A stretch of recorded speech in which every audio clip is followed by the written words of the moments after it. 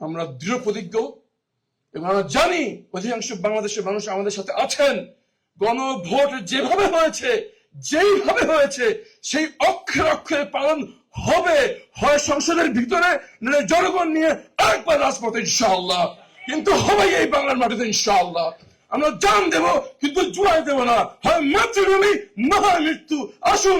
আপনারা সবাই জানেন যে একটা আইন পাশ করতে হলে সেটা উত্থাপিত হয় বিল আকারে, এরপরে মিনিস্টার প্রপোজ করে, সেটা একটা সিলেক্ট কমিটিতে যায় অথবা জনমত যাচাই হতে পারে, স্ট্যান্ডিং কমিটিতে যায়, আমরা সংশোধনী দেই, তারপরে হ্যাঁ না ভোট হয়।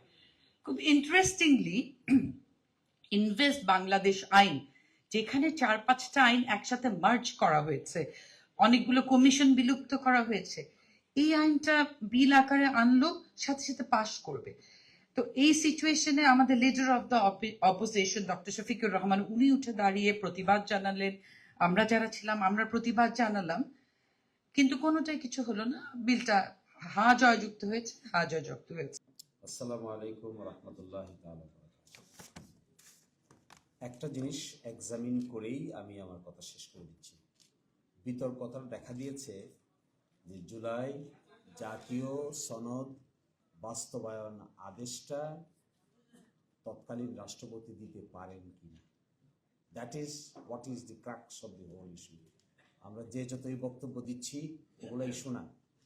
অনলি ইস্যু যে এই যে বাস্তবায়ন আদেশটা 13ই নভেম্বর জারি করেছেন, এটা তৎকালীন প্রেসিডেন্ট পারেন কিনা, এর উত্তর দিয়ে আমি চলে যাব। এর উত্তর দিতে গেলে আমাদেরকে একটু ব্যাকে যেতে হবে। ব্যাকটা কোথায়? 26শে মার্চ স্বাধীন হয়েছে দেশ। 10শে এপ্রিল প্রক্লেমেশন অফ ইন্ডিপেন্ডেন্স হয়েছে 1971, এবং সেখানে মুজিবনগর সরকার গঠিত হয়েছে। 17ই এপ্রিল ওই সরকার শপথ গ্রহণ করে। 16ই ডিসেম্বর 1971 সালে দেশ বিজয় দিবস হয়। 23শে মার্চ 1972, একটু স্টোরিটা শুনলে বোঝা যাবে কোথায় I am trying to hit. 23শে March 1972 the constituent assembly of Bangladesh order, presidential order number 22 1972 জারি করা হয় নতুন সংবিধান করার লক্ষ্যে। সব সময়টা যদি একটু মনে রাখেন কষ্ট করে, 23শে মার্চ 1972।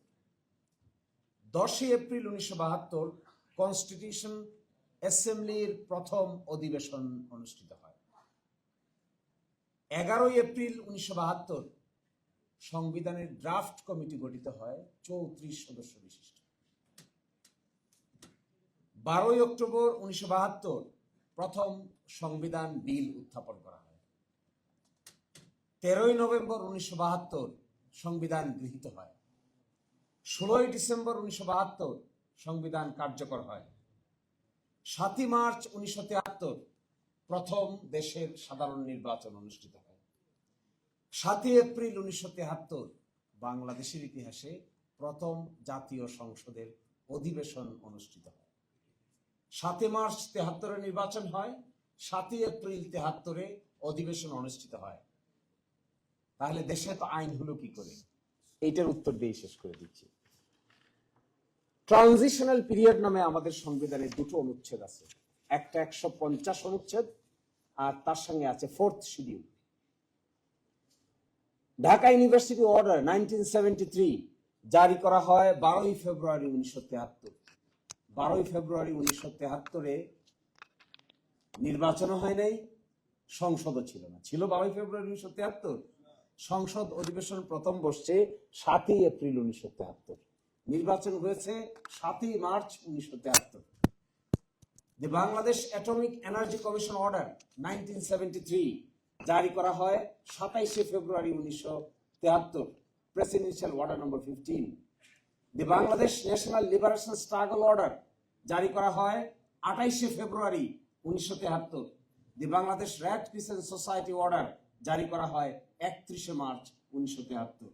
দি বাংলাদেশ কৃষি ব্যাংক অর্ডার জারি করা হয় 31শে March 1973। The members of parliaments allowances order জারি করা হয় 4 এপ্রিল 1973। 7ই মার্চ নির্বাচন হয়েছে, 7ই এপ্রিল পার্লামেন্ট বসেছে। আমি যে অর্ডারগুলোর কথা পড়ে শোনালাম এগুলো সব হয়েছে পার্লামেন্ট বসার আগে, নির্বাচনের আগে কিংবা পরে। প্রশ্ন হলো তৎকালীন প্রেসিডেন্টের ক্ষমতা পেলেন কোথায়? That is what is the crux of the whole issue. তৎকালীন প্রেসিডেন্ট কোন ক্ষমতা বলে এই কাজ করেছেন? আমাদের আমি কি সময় বেশি নিয়ে নিলাম নাকি? সরি। তো 4th শিডিউলে, ট্রানজিশনাল পিরিয়ডের 4th শিডিউলের প্যারাগ্রাফ বাংলায় পড়ে শোনাই, তাহলে সহজ হবে। আইনি আলোচনাটা কিন্তু আইনি, বিতর্কটা কিন্তু কমপ্লিটলি লিগ্যাল বিতর্ক। এবং সেখানে 4th শিডিউলে বলছেন 3-তে,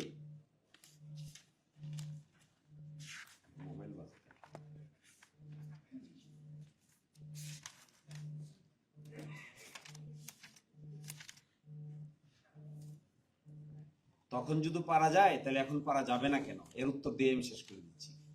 অল লিগ্যাল প্রসিডিংস বলছেন 4th শিডিউলে লিগ্যালাইজ করছেন।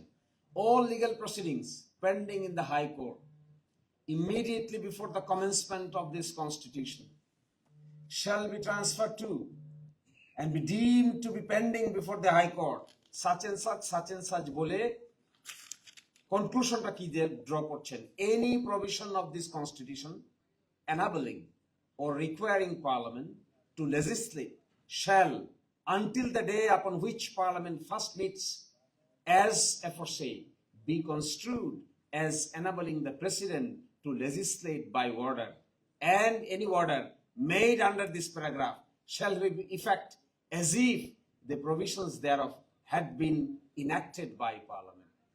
ওই যে পার্লামেন্ট বসে নাই কিন্তু প্রেসিডেন্ট অর্ডার দিচ্ছে, Dhaka university order, atomic energy commission order, গণপ্রতিনিধিত্ব অধ্যাদেশ অর্ডার 1972। পার্লামেন্ট তো বসে নাই, পার্লামেন্ট বসবে 7th এপ্রিলে। তার আগে প্রেসিডেন্ট অর্ডার দিচ্ছে। এই যে দিচ্ছে অর্ডারটাকে সংবিধানের 4th তফসিলে বলে দেওয়া হচ্ছে এই অর্ডারগুলো প্রেসিডেন্টের উপর ক্ষমতা আরোপ করা হয়েছিল বলেই তিনি দিতে পেরেছেন। আজও দেখবেন Dhaka university order, Dhaka university এক নাই কেন? ঢাকা ইউনিভার্সিটি অর্ডার কেন? আপনি গণপ্রতিনিধিত্ব, বাংলাদেশ গণপ্রতিনিধিত্ব আদেশ কেন? অধ্যাদেশ কোথায় গেল? অ্যাক্ট কোথায় গেল? অ্যাটমিক এনার্জি অর্ডার কেন? অ্যাটমিক এনার্জি আদেশ নাই কেন? অ্যাটমিক এনার্জি অ্যাক্ট নাই কেন? একইভাবে আপনি দেখবেন Bangladesh national liberation struggle order কেন? কারণ ওই সময়কার যে সময়টাতে পার্লামেন্ট ছিল না, প্রেসিডেন্ট সাহেব ছিলেন, প্রেসিডেন্ট সাহেব এই অর্ডারগুলো জারি করেছেন, কারণ এটা ছিল ক্রান্তিকাল। 5ই আগস্ট থেকে 12ই ফেব্রুয়ারি পর্যন্ত বাংলাদেশের ইতিহাসে অনেক বড় ক্রান্তিকাল। এটা একটা ট্রানজিশনাল পিরিয়ড। এই ট্রানজিশনাল পিরিয়ডে 72 সালে যদি আদেশ দেওয়া যায়, 73 সালে যদি আদেশ দেওয়া যায়, তাহলে কেন 2025 সালে ট্রানজিশনাল পিরিয়ডে আদেশ দেওয়া যাবে না? তার কারণ যদি সরকার দল দেখাতে পারেন তাহলে আমরা আমাদের আর্গুমেন্ট উইথড্র করে নিই। আর যদি না দেখাইতে পারেন তাহলে ওইটা মাইনে নেওয়াটাই শ্রেয় হবে। সকলেই ভালো থাকবেন। আসসালামু আলাইকুম।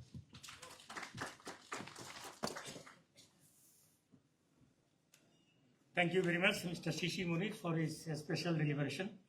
আমি এখন এমন একজনকে আপনাদের সামনে পরিচয় করে দিব যিনি এক শহীদের গর্বিত সন্তান, জীবন্ত শহীদ, যাকে আমরা বছরের পর বছর খুঁজছিলাম।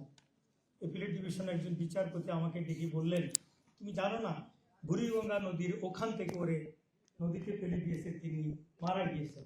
আমি বলছি না স্যার, উনি বেঁচে আছেন। কেন? 3টা লোক আমাকে, একজনে বললো 3 জন লোককে এক জায়গায় দেখেছি, সেখানেই কিন্তু ব্যারিস্টার আরমান ছিল। আজকে তিনি আমাদের মাঝে আসন গ্রহণ করেছেন, ব্যারিস্টার আরমান এমপি, তাকে অনেক অনেক ধন্যবাদ। আমি মঞ্চে আহ্বান জানাবো আমাদের আরেক অহংকার, ব্যারিস্টার তাসমিয়া প্রধান এমপি, যিনি জাগপার চেয়ারপারসন। আজকের এই গুরুত্বপূর্ণ আলোচনায় তিনি অংশগ্রহণ করবেন।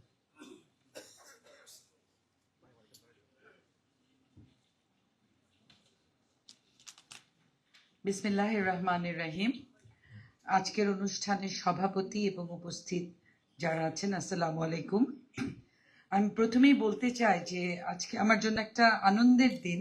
আমার ছোট ভাই রাশেদ প্রধানকে আপনারা অনেকেই চিনেন। উনি আজকের অনুষ্ঠানের যে প্রধান অতিথি, অত্যন্ত শ্রদ্ধেয় মিয়া গোলাম পারভার চাচা আমাদের, ওনাকে সবসময় আমার ভাই বলে উনি রয়্যাল বেঙ্গল টাইগার, খুলনা কৃতি সন্তান। তো আজকে সুপ্রিম কোর্টে রয়্যাল বেঙ্গল টাইগার এসেছে, তা আমরা কৃতজ্ঞ বোধ করছি, আমি আনন্দিত বোধ করছি এবং চাচাকে শ্রদ্ধা জানাচ্ছি সমস্ত আইনজীবীর পক্ষ থেকে।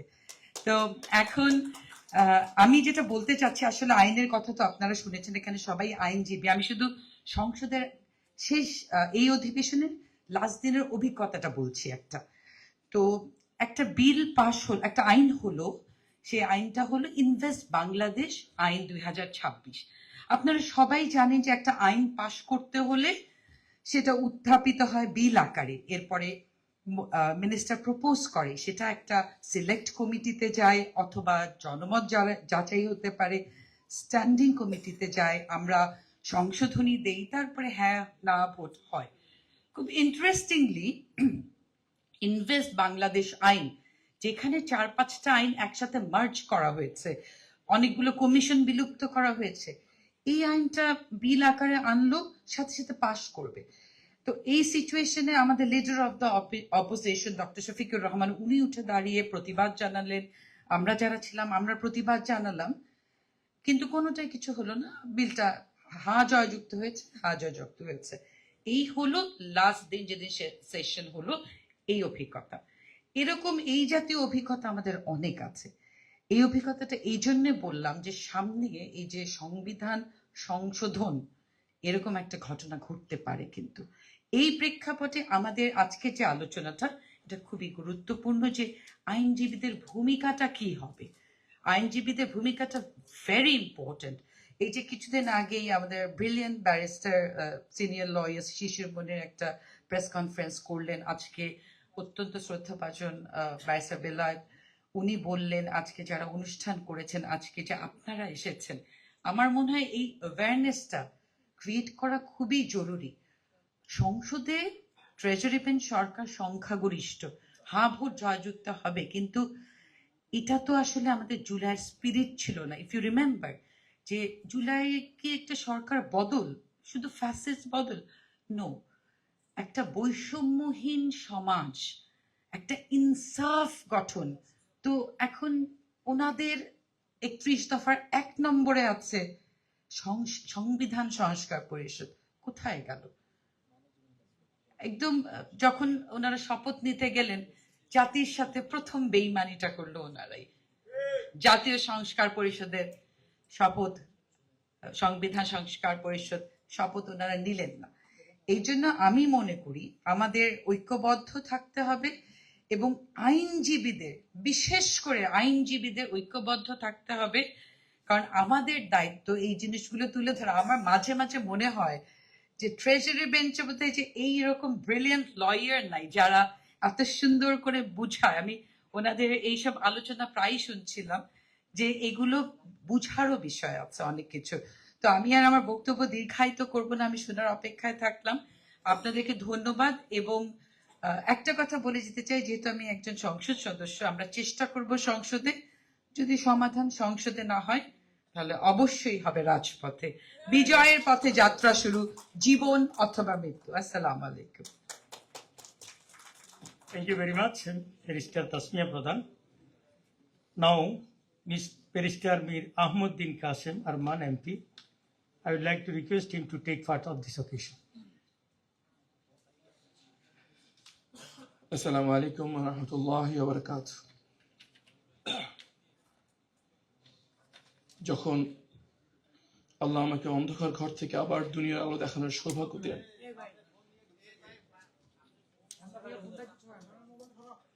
আমি তো আশা ছেড়ে দিয়েছিলাম যে আবার হয়তো দুনিয়ার আলো চোখে দেখবো। মৃত্যুর জন্য প্রহর গুনছিলাম। যে মুহূর্তে আমাকে টেনে হেঁচড়ে বের করছিল, আমি আল্লাহর কাছে এই দোয়া করছিলাম, আল্লাহ হয়তো তারা আমাকে এখন হত্যা করবে কিছুক্ষণ পর। প্রিয় মানুষদের চেহারা তো আর এই দুনিয়ায় দেখার সৌভাগ্য হলো না। জান্নাতের চিরস্থায়ী জীবনে আমার সন্তান, পরিবার, আত্মীয় স্বজন, আমার ভালোবাসার মানুষদেরকে চিরস্থায়ী থাকার তো সুযোগ করে দিও আল্লাহ। কিন্তু পরে জানতে পারলাম আমাদের বাচ্চা ছেলেমেয়েরা জীবন দিয়ে, চোখ পা হাত হারিয়ে আমাদেরকে দ্বিতীয় স্বাধীনতা এনে দিয়েছে। এবং আমি একটি শপথ নিয়েছি যে আল্লাহ যে কয়দিন আমাকে বাঁচিয়ে রাখেন, যে কয়দিন কথা বলার শক্তি দেন, যে কয়দিন চলাফেরা করার শক্তি দেন, শুধু একটি কাজের জন্য নিজেকে নিয়োজিত করে রাখবো, সেটা হচ্ছে আমার সাথে যে অন্যায় হয়েছে, এই অন্যায়ের জন্য এই বাংলার মাটিতে আর কেউ কোনদিন করতে না পারে, সেজন্য কাজ করে যাবো ইনশাআল্লাহ। আমি মনে করি এটা আমার একার প্রতিজ্ঞা নয়, প্রত্যেকটি শহীদ পরিবারের প্রতিজ্ঞা, প্রতিটি জুলাইয়ের যোদ্ধাদের প্রতিজ্ঞা। এবং আমি বিশ্বাস করি আমাদের এই 18 কোটি মানুষের প্রতিটি মানুষের মনের প্রতিজ্ঞা যে এই বাংলার মাটিতে আর যেন কোনদিন ফ্যাসিবাদ ফিরে আসতে না পারে। আমরা যারা আইনজীবী, আমরা মানুষের অধিকার রক্ষার জন্য কাজ করি।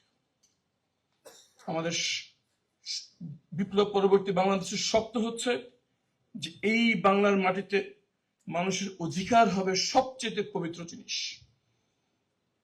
যে একটি ব্যক্তি যত ক্ষমতাধর হোক না কেন, দল যত ক্ষমতাধর হোক না কেন, তাদের পিছনে যত বড় পরাশক্তি থাকুক না কেন, প্রত্যেকটি নাগরিক অধিকার হবে এমন সুরক্ষিত যে কেউ সে অধিকার কোনদিন হরণ করতে পারবে না।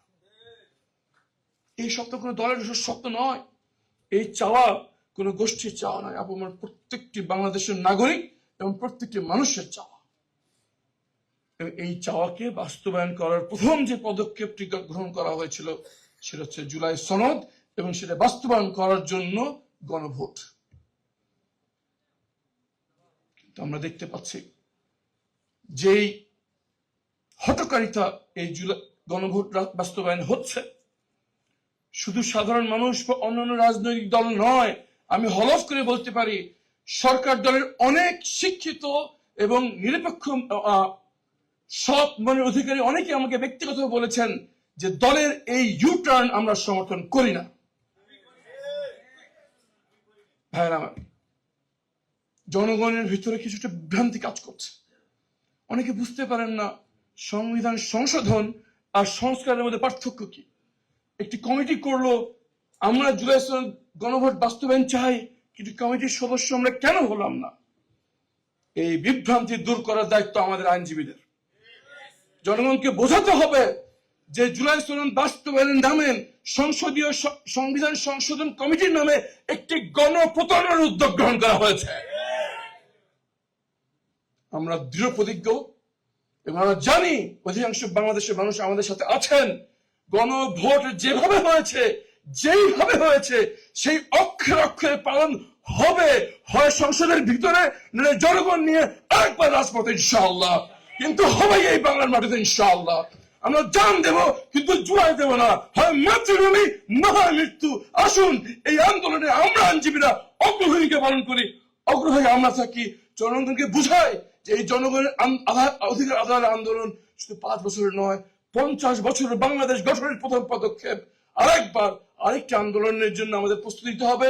এই আন্দোলনের সম্মুখভাবে থাকবো আমরা আইনজীবীরা ইনশাআল্লাহ। আসুন সবাই মিলে করি নতুন বাংলাদেশ। আসসালামু আলাইকুম ওয়া রাহমাতুল্লাহি ওয়া বারাকাতুহু।